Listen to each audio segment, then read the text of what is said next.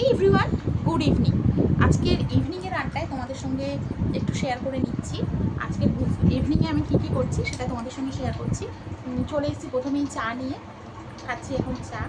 এই যে দেখতেই পাচ্ছ, দুধ চা করেছি। এখন কিন্তু আমি লাল চা খাচ্ছি না, সকালবেলা দুধ চা একদমই খাই না, লাল চাটাই খাই। তার কারণ সকালবেলা লাল চাটা খেলে বেশ ভালো লাগে, কিন্তু দুধ চা খেলে সেই সময় সকালে গ্যাস হয়ে যায় ভীষণ পরিমাণে, সেই জন্য দুধ চা করি না। চা খাচ্ছি, একটু নিয়ে নিয়েছি মুড়ি আর আলু ভাজা।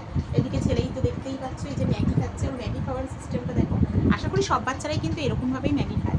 যাই হোক, এটা নিয়ে কোনো জাজমেন্ট করো না কেউ, এটা নিয়ে কোনো বাজে মন্তব্য করো না। ও ম্যাগি খেতে বসে গেছে, আর শুধু চা নয়, চায়ের সাথে একটু টা না হলে কি হয়। দেখো, বিস্কিট নিয়েও বসে পড়েছি।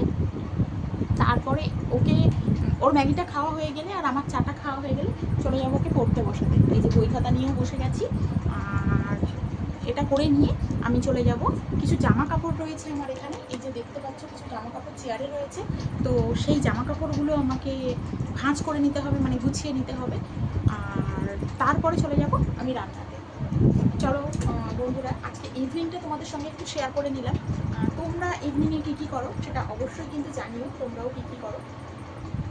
চলো টাটা।